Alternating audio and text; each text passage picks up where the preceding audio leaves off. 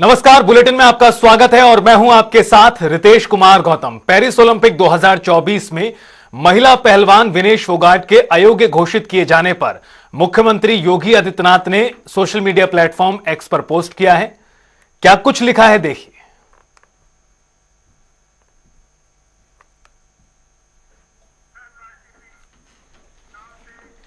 उत्तर प्रदेश के मुख्यमंत्री योगी आदित्यनाथ अंबेडकर नगर पहुंचे, जहां सीएम ने उपचुनाव की तैयारियों को लेकर बीजेपी पदाधिकारियों के साथ समीक्षा बैठक की और इसके बाद सीएम ने विपक्ष पर भी हमला बोला और कहा कि विपक्ष समाज को बांटने का काम कर रहा है। साथ ही उन्होंने कहा कि चुनाव जीतने के लिए बूथ प्रबंधन सबसे महत्वपूर्ण है।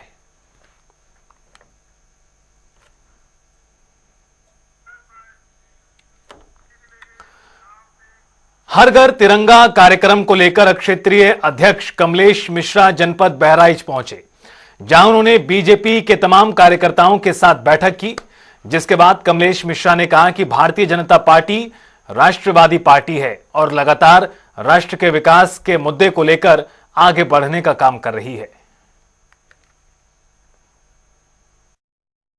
पार्टी एक राष्ट्रवादी संगठन है। राष्ट्र के लिए, देश के लिए, संस्कृति के लिए, सभ्यता के लिए सदैव काम करता है। हमने गत वर्ष भी और इसके पहले भी कई वर्षों से हर घर तिरंगा,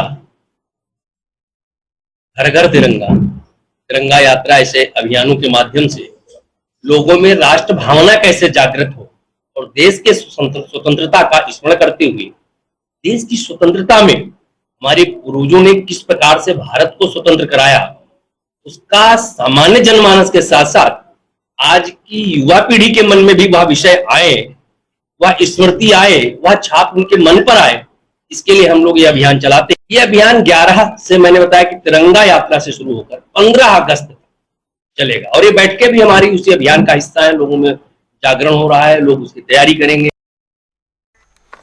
चलिए बुलेटिन में आगे बढ़ते हैं, जहां बीएसपी प्रदेश अध्यक्ष विश्वनाथ पाल ने आगामी विधानसभा उपचुनाव को लेकर सभी सीटों पर जीत का दावा ठोका है और साथ ही पक्ष और विपक्ष दोनों को घेरा।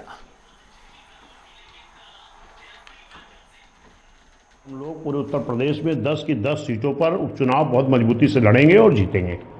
क्या तैयारी रहेगी कि आने वाले दिनों में बसपा फिर अपने को स्थापित कर सके? देखिए, बसपा आज भी इस देश की कांग्रेस और बीजेपी के बाद अगर पूरे देश में कोई पार्टी तो बहुजन समाज पार्टी है और इस चुनाव में जो चुनाव पिछला आपका हुआ है, इस चुनाव में चाहे एनडीए हो चाहे इंडिया हो, इन दोनों की मिलीभगत से एक बहुत बड़ी साजिश की गई है। यह एक प्रोपोगंडा फैलाया गया, जिस तरीके से 22 में कहा गया था कि हम पुरानी पेंशन बहाल करेंगे, समाजवादी के लोगों ने प्रोपोगंडा तैयार किया था, जबकि ये कुछ नहीं कर सकते हैं। और इधर 24 में भी इन लोगों ने एक प्रोपोगंडा तैयार किया, इंडिया के लोगों ने, कि हम संविधान बचाएंगे। और इधर जो भारतीय जनता पार्टी के हमारे ही जिले के सांसद रहे हैं, इन्होंने भी एक गलत बयानबाजी करके कि हम 272 आएंगे तो सरकार बनाएंगे और 400 पार करेंगे तो संविधान बदलेंगे, जबकि बाबा साहब का जो संविधान है उस संविधान को इतना आसानी से बदला नहीं जा सकता है। जब बदला नहीं जा सकता है तो बचाने की जरूरत कहां से पड़ गई? तो ये समाजवादी और कांग्रेस के लोगों ने गांव-गांव में जाकर के, क्योंकि मैं चुनाव के बाद गांव में गया हूं, जब हमने गांव में जाकर के अपने लोगों से पूछा कि भाई यहां तो हमें 4 वोट मिलना था और यहां 10 वोट क्यों मिला है, तो लोगों ने कहा कि साहब समाजवादी कांग्रेस के लोग आए थे और चलिए बुलेटिन में आगे बढ़ते हैं, आपको दिखाते हैं तमाम खबरें जनता रिपोर्टर में। इलाहाबाद जनपद में एक बार फिर कहीं न कहीं नगर पालिका को लेकर पूरी तरीके से घमासान मचा हुआ है। वहीं नगर पालिका व्यक्ति अधिनियमताओं को कर्मचारियों में पेंशन वेतन भुगतान को लेकर लगातार नगर पालिका में सभासद अनिश्चितकालीन धरने पर बैठे हुए हैं, क्योंकि पूरी तरीके से नगर पालिका अध्यक्ष एवं जो है अवसाती अभियंता को लेकर पूरी तरीके से जो आरोप लगाए जा रहे हैं भ्रष्टाचार को लेकर, जो लगातार सभासद अपनी अनिश्चितकालीन धरने पर बैठे हैं। अब देखना ये होगा कि ये पूरी तरीके से कई वर्षों से जो है अपनी अनियमितताओं को लेकर जो है सभासद आवाज़ उठाते नजर आ रहे थे, लेकिन जिस तरीके से देखा जाए उन्होंने सभासदों का आरोप है पूरी तरीके से इटावा नगर पालिका में जो पूरी तरीके से भ्रष्टाचार है उसको उजागर किया जाए। तो इसको देखते हुए लगातार नगर पालिका अध्यक्ष एवं जो है सभासदों के बीच पूरी तरीके से कई महीनों से लगातार तनातनी चली आ रही है। अब देखना ये होगा कि इससे पूरी तरीके से आपसी मतभेद के कारण लगातार विकास कार्यों को एक रोड़ा बनता हुआ नजर आ रहा है। कैमरा पर्सन राम कुमार राजपूत, जनता टीवी, इटावा। पूरे प्रदेश समेत जनपद गाजीपुर के केमो कार्यालय में फाइलेरिया उन्मूलन कार्यक्रम के तहत एमडीए के लिए संवेदी मीडिया कार्यशाला का आयोजन किया गया, जिसमें जनपद के 16 ब्लॉकों में से 13 ब्लॉकों में ये फाइलेरिया की दवा लाई जाएगी। ये घर घर जा करके 3035 कर्मचारी को लगाए गए हैं मेडिकल के, जो कि घर घर जाकर फाइलेरिया की सभी लोगों को दवा खिलाएंगे, जो कि 2 बरस से नीचे बच्चे और बीमार व्यक्ति और गर्भवती महिलाओं को छोड़ करके ये सभी लोगों को ये दवा जो है खिलाई जाएगी।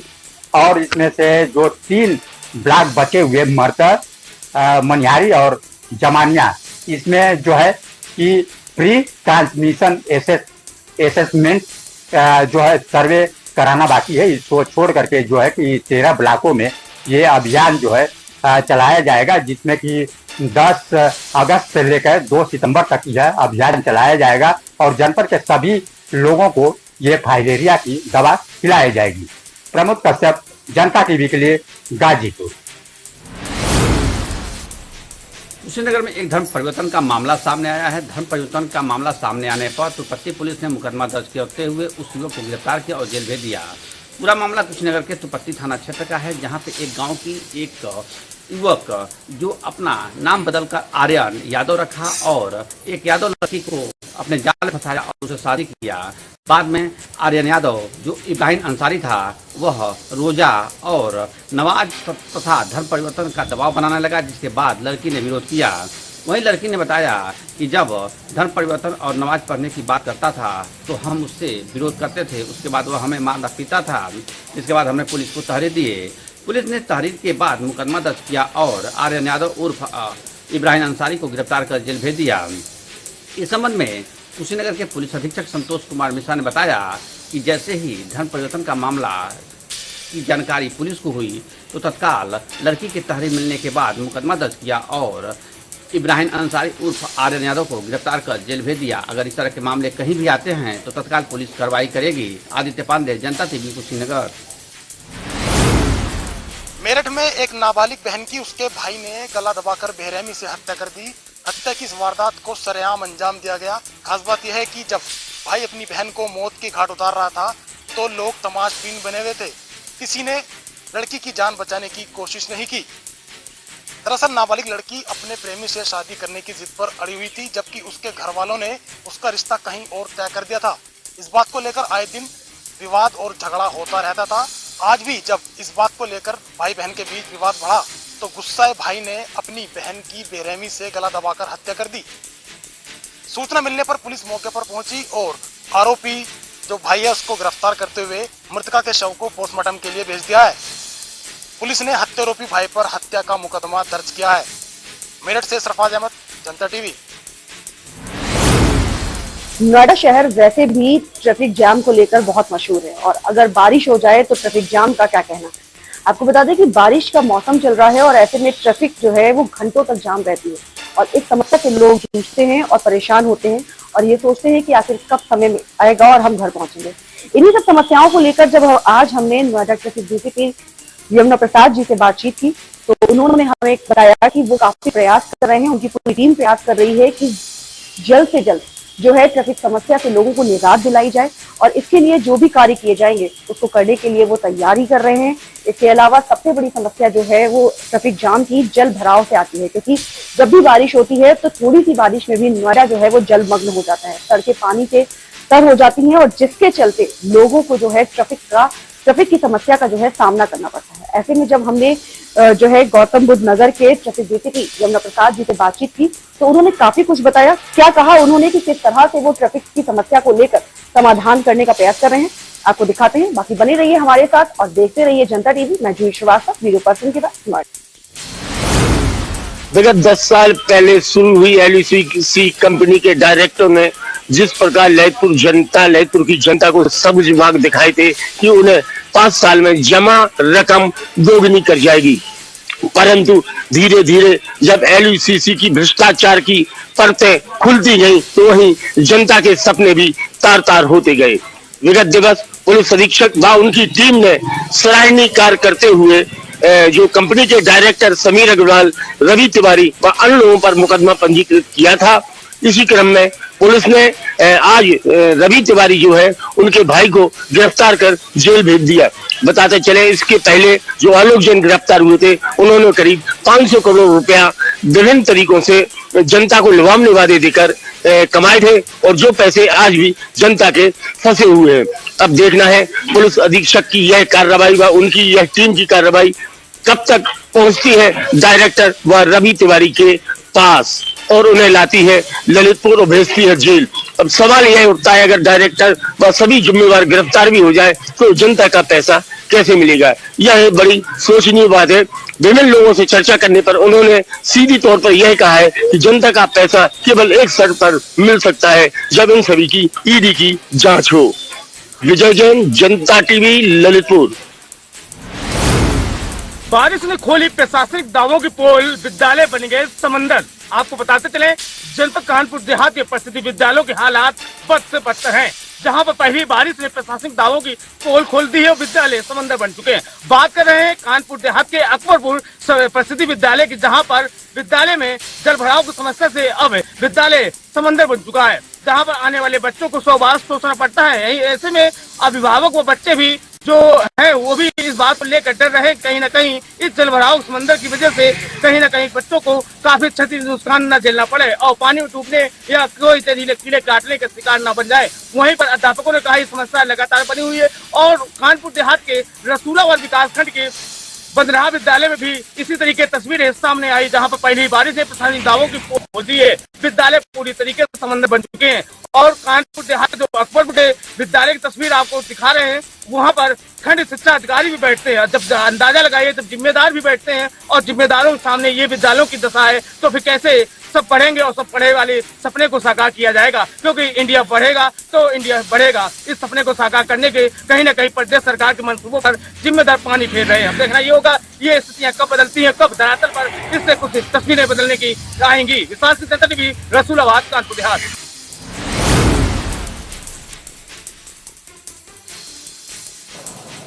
रायबरेली जिले के डी थाना क्षेत्र में आने वाले गोंदवारा गांव के रहने वाले पूर्व प्रधान हंस कुमार चौरसिया के ऊपर देर रात्रि दबंगों ने हमला कर दिया। परिजनों का यह आरोप है कि वर्तमान प्रधान ने पूर्व प्रधान के ऊपर हमला किया है, जिसमें पूर्व प्रधान गंभीर रूप से घायल हो गए हैं। वही थाना अध्यक्ष डी राजीव सिंह ने बताया कि मामले में जांच पड़ताल की जा रही है और जो भी तथ्य सामने आएंगे उचित से उचित कार्रवाई की जाएगी। फिलहाल पूर्व प्रधान इस समय रायबरेली जिले के जिला अस्पताल में भर्ती है, जहां उनका उपचार चल रहा है। राहुल मिश्रा, जनता टीवी, रायबरेली। ईडी ने पुलिस पेपर परीक्षा लीक मामले में और आरओ परीक्षा लीक मामले में बड़ी कार्रवाई की है। उन्होंने इन दोनों परीक्षाओं के पेपर लीक मामले के मास्टरमाइंड माने जाने वाले राजीव नयन मिश्रा और सुभाष चंद्र की 1 करोड़ 2 लाख की संपत्तियों को जब्त किया है। ये संपत्तियां दोनों नोएडा, दादरी और यूपी के अन्य स्थानों पर थी। माना जा रहा था कि ये संपत्तियां उन्होंने नकल जो कराई गई थी, इससे जो अवैध खर्च वसूला था उसके तहत ये संपत्तियां बनाई थी। ईडी के डिप्टी डायरेक्टर हेतराम ने बताया कि ये कार्रवाई मनी लॉन्ड्रिंग के तहत की गई है। इसके साथ ही अन्य अभियुक्त हैं उनको भी निशाने पर लिया जा रहा है, उनकी भी संपत्तियां खंगाली जा रही हैं। गौरतलब है कि 17-18 फरवरी को ईडी ने 17-18 फरवरी को यूपी में पुलिस भर्ती परीक्षा आयोजित की गई थी। 60,000 से अधिक पदों पर होने वाली परीक्षा में 48,70,000 लोग शामिल हुए थे। अब दोबारा इस परीक्षा को कराया जा रहा है। इसमें 67 जिलों में केंद्र बनाए गए हैं और 48,70,000 अभ्यर्थी हैं, उनको वो भेजे गए हैं। इसके साथ आरओ की परीक्षा भी तुरंत कराई जाएगी। साथ ही पूरी उधर परीक्षा निष्पक्ष हो तरीके से हो, इसके लिए भर्ती बोर्ड के अध्यक्ष राजीव कृष्ण ने सख्त निर्देश जारी किए हैं। साथ ही मोबाइल नंबर और मेल नंबर भी जारी किया है, जिससे अगर कहीं कुछ होता है तो उसको शिकायत की जा सके। कैमरा पर्सन रियाज के साथ सीपी सिंह, जनता टीवी, लखनऊ। उत्तर प्रदेश में विधानसभा में विपक्ष के नेता माता प्रसाद पांडे आज बहराइच पहुंचे। बहराइच पहुंच करके उन्होंने कार्यकर्ताओं से मुलाकात की पार्टी को मजबूत करने के लिए कार्यकर्ताओं को दिशा निर्देश भी दिया। साथ ही साथ आगामी जो चुनाव होंगे, चाहे वो उपचुनाव हो, चाहे आने वाले समय में 2027 का जो विधानसभा चुनाव होगा, उसको लेकर के कार्यकर्ताओं से उन्होंने फीडबैक भी प्राप्त किया। उन्होंने एक एक कार्यकर्ता से उनके आसपास के क्षेत्र में भी जानकारी ली और कार्यकर्ताओं को आने वाले समय में जो पार्टी के कार्यक्रम होने हैं, जो पार्टी की नीतियां हैं, उनको लेकर के लोगों के बीच में जाने की अपील की। साथ ही साथ उन्होंने प्रेस से वार्ता करते हुए उत्तर प्रदेश सरकार पर जमकर निशाना साधा। उन्होंने कहा कि उत्तर प्रदेश सरकार अपने कारनामों को बचाने के लिए समाजवादी पार्टी पर आरोप कर रही है। अयोध्या के मामले में एक सवाल पूछे जाने पर नेता विपक्ष ने कहा कि वहाँ के जो हमारे नेता हैं, उनकी साफ सुथरा छवि है, वो उन्होंने कभी इस तरीके के लोगों का साथ नहीं किया जिनका दामन दागदार हो। केवल भारतीय जनता पार्टी अपने कारनामों को छुपा। संगम नगरी प्रयागराज में आज सुबह से जहां 2 घंटे की मात्र बारिश के कारण पूरा शहर जलमग्न हो गया है, चाहे वो एयरपोर्ट हो, पानी से लबालब भर गया, या फिर शहर के अन्य चौराहे हों। और साथ ही आज गंगा जी ने लेटे हनुमान जी को स्नान कराया है। साथ ही जिस तरह से लेटे हनुमान जी को स्नान कराया, उसके बाद मंदिर के कपाट तो बंद हो गए, मगर शहर जिस तरह से जलमग्न हुआ है, उससे लोगों को काफी परेशानी का सामना करना पड़ा। प्राइवेट स्कूल बंद कर दिए गए और साथ ही घरों के अंदर करैली में पानी घुस गया, चाहे वो करैली हो या फिर प्रीतम नगर, कालंदीपुरम, इस क्षेत्र में भी लोगों के घर में पानी घुसता नजर आया। पानी की समस्या से हर कोई परेशान नजर आया है। नगर निगम ने जिस तरह से जल भराव की समस्या से लोगों को कहा था नहीं होगी और पूरी तरह से तैयारी कर ली गई है, मगर कहीं ना कहीं ये पूरे दावे खोखले नजर आए हैं और पूरा शहर जलमग्न दिखाया है। सीवर पानी ओवरफ्लो होता दिखाई दिया सड़कों पर, जिससे लोगों को काफी परेशानी का सामना करना पड़ा। अब देखना होगा जिस तरह से खतरे के निशान से 2 मीटर नीचे गंगा और यमुना बह रही है, अब देखना होगा जिस तरह से बाढ़ आती है उससे नगर निगम या प्रशासन की जो तैयारी हो किस तरह की होंगी, क्योंकि प्रशासन ने भी पूरी तैयारी के दावे किए, मगर अब देखना होगा कि नगर निगम की तरह प्रशासन के दावे भी तो कहीं खोखले नहीं होते। मगर फिलहाल जिस तरह से तैयारी की गई है, वो लगता है कि लोगों को राहत मिल पाएगी। मगर जिस तरह से बारिश का कहर जारी है और साथ ही पानी लगातार गंगा यमुना का बढ़ रहा है, उससे लोगों की परेशानी और भी तटीय इलाके की बढ़ सकती है। जनता टीवी के लिए सैयद मोहम्मद आमिर, प्रयागराज।